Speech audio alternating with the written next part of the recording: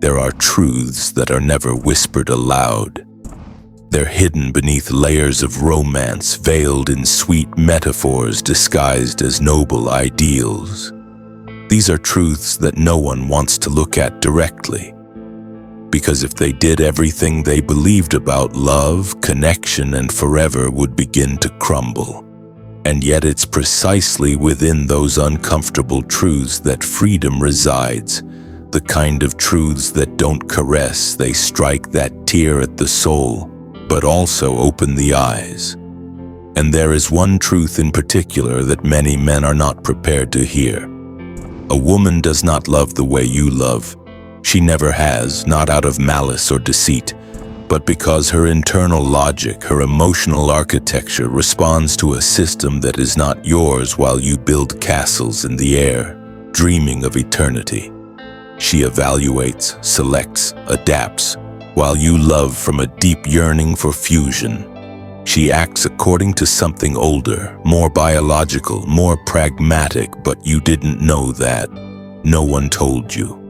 Since childhood, you were taught that one day she would appear the right one.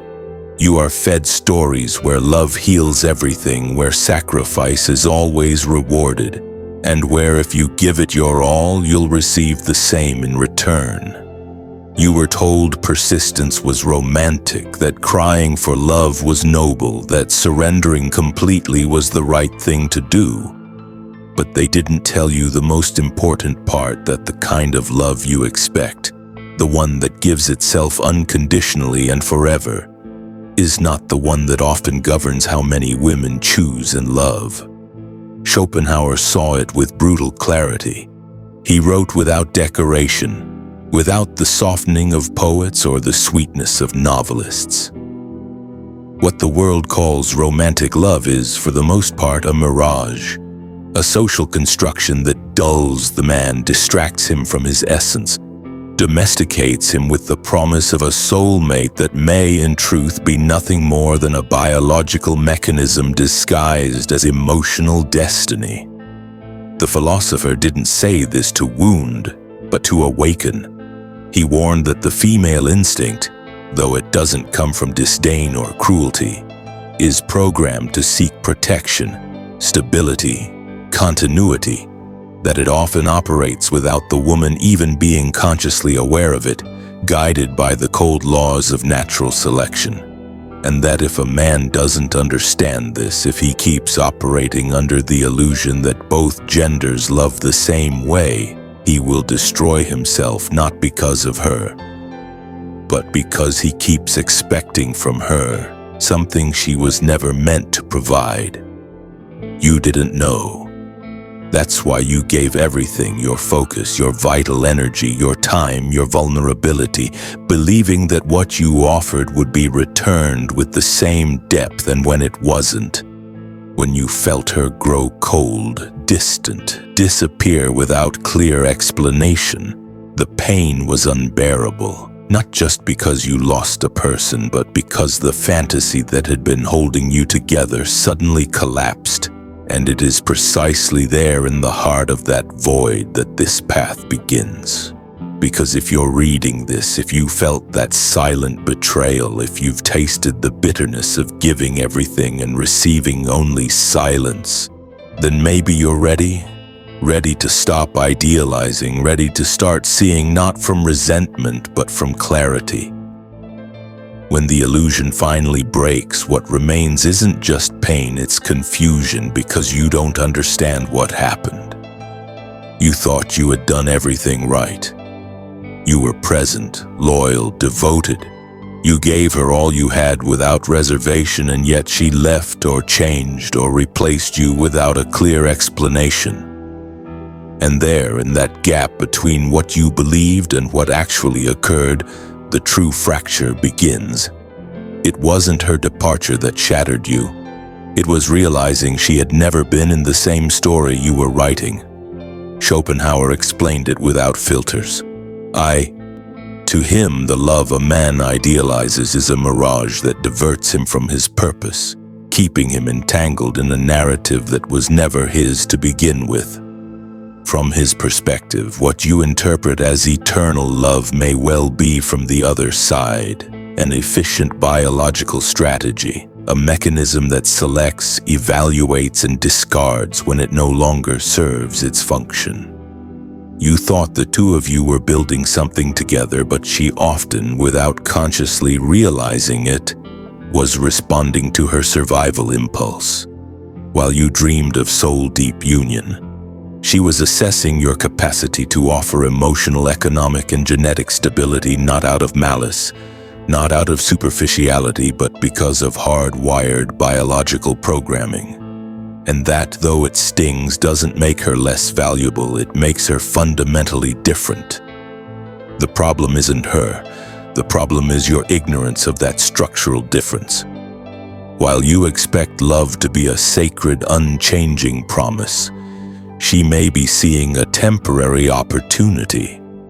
While you believe that your full-hearted devotion guarantees permanence, her instinct tells her she must continually evaluate whether you remain the optimal choice, not from the romantic heart, but from the cold, primal logic of survival. And when you no longer are, when her unconscious perception senses that someone else might offer greater status, security, strength, or resources, her desire fades. No drama, no warning, no explanation. It simply vanishes. What you felt was a sacred bond becomes to her a completed cycle, and you who still believed love was eternal are left in ruins asking, "Where did I go wrong?" But you didn't go wrong. You simply entered the wrong game using rules you didn't know existed.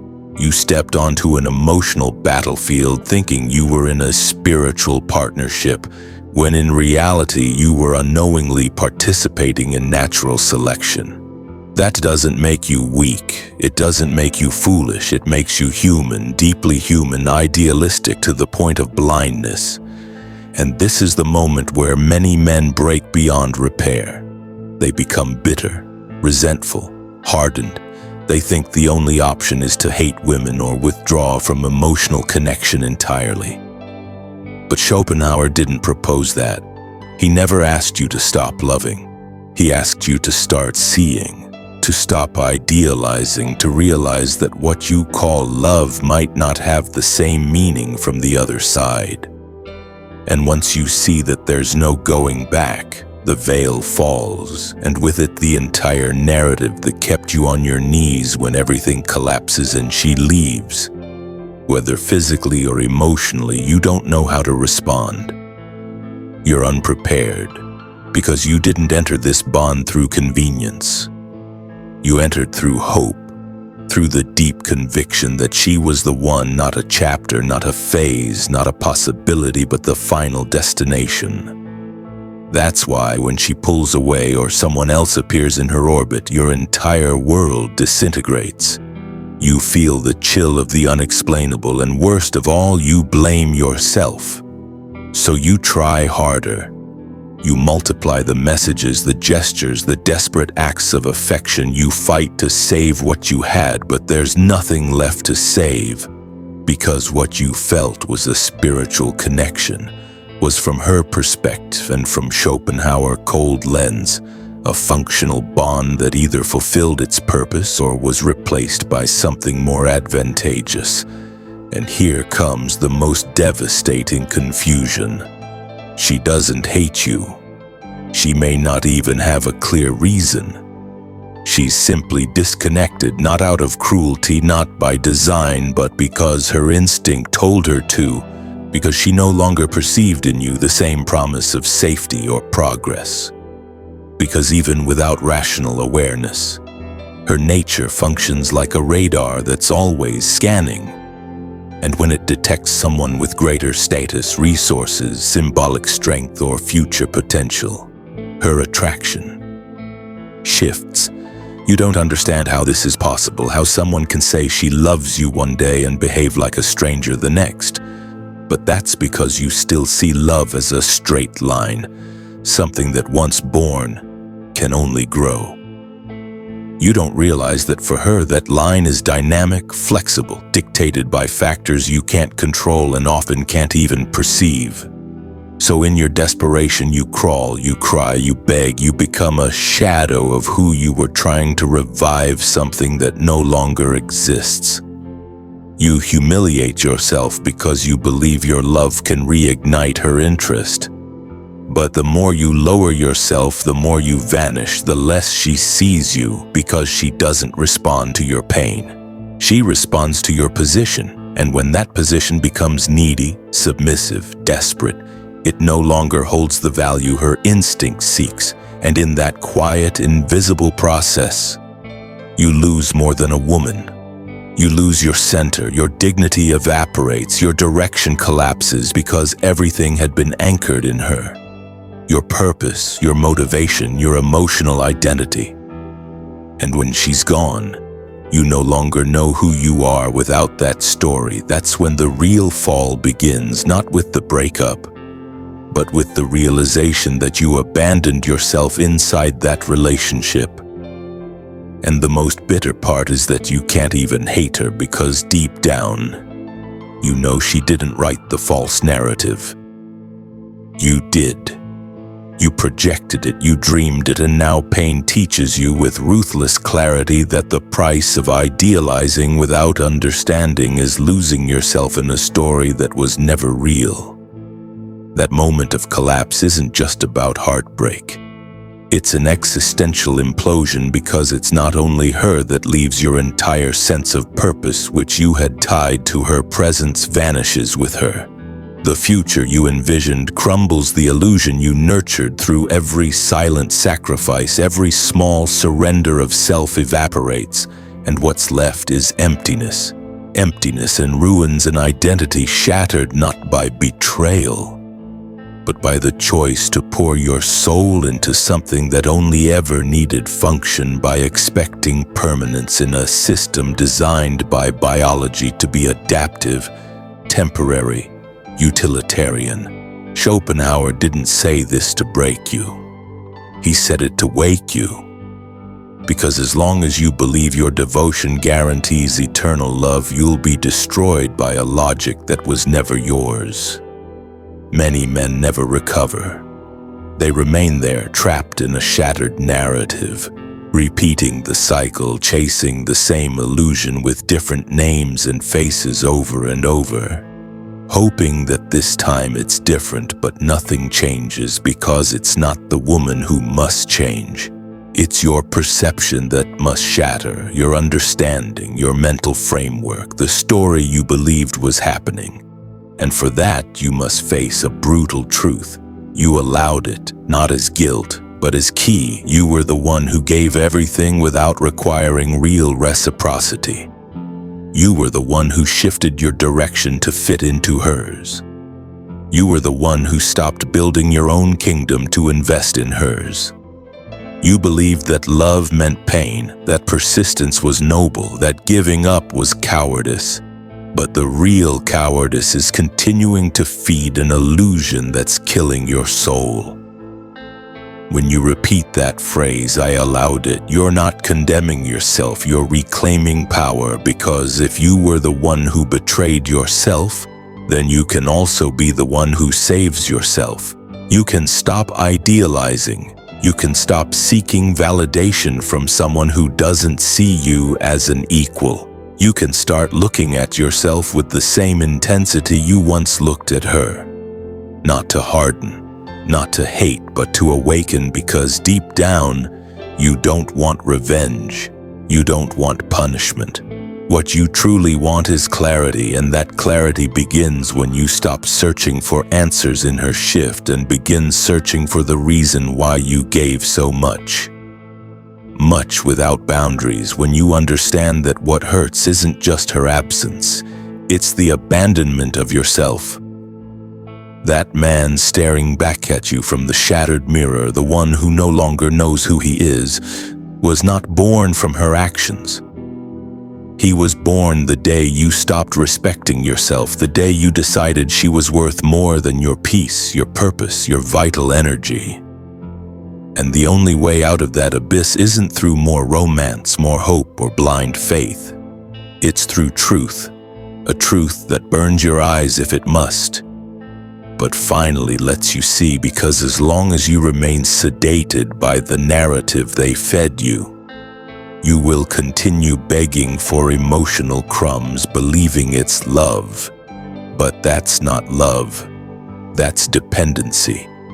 And dependency destroys more souls than rejection ever could. And then comes the day when you can no longer keep lying to yourself. The day when something inside you breaks so violently that no sweet phrases or nostalgic memories can hold it together.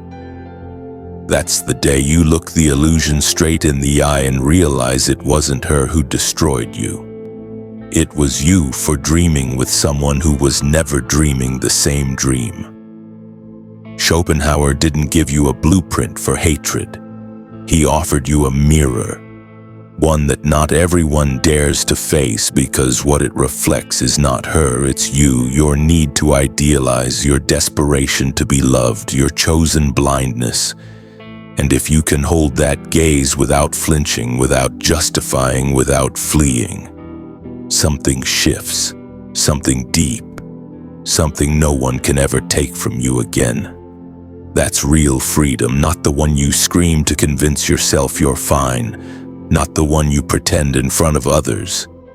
The kind of freedom born from properly lived pain, the kind that emerges when you accept that your worth is not defined by whether or not she chooses you, loves you, or validates you. That your purpose cannot depend on someone else's fluctuating desire, because you didn't come into this world to orbit her. You came to build your own center, your own kingdom, and if a woman walks beside you on that path, let it be out of mutual respect, shared vision and awareness, not because you need her to save you from yourself. The difference is everything when you stop idealizing, you stop begging, you stop shrinking yourself to fit, you stop negotiating with your essence just to be accepted. And finally, you reclaim something you had given away without realizing. Your vital energy, your presence, your clean, undiluted masculinity, your purpose, free from need. And that transformation doesn't require vengeance. It doesn't require resentment. It requires truth, the kind of truth that tells you that you are not here to be loved as a fantasy, but to be respected for who you truly are. And if that doesn't happen, if they don't see you, if they don't value you, then you must have the courage to walk away, not from anger, but from dignity, because you are not a stepping stone, you are not a phase, you are not a resource. You are an end in yourself, a man who walks firmly, even if he walks alone. One who would rather stand in the silence of his truth than stay in the golden prison of an illusion. And that choice, though painful at first, is the line that separates the conscious man from the emotional child who still hopes to be loved. Like in fairy tales, illusion doesn't die on its own. It dies when you choose to let it go, when you name it, understand it, release it. And then your true self emerges. Not the one who chased validation, not the one who gave blindly, but the one who will never again sacrifice his soul for a story written by someone else. Now you know. And with that, knowing you can't go back, you can't keep believing what you've already seen collapse. You can't betray yourself by chasing a fantasy that has already shown you its teeth. Love is not your enemy. Women are not your enemy. You. The true enemy was the lie you were told and chose to believe.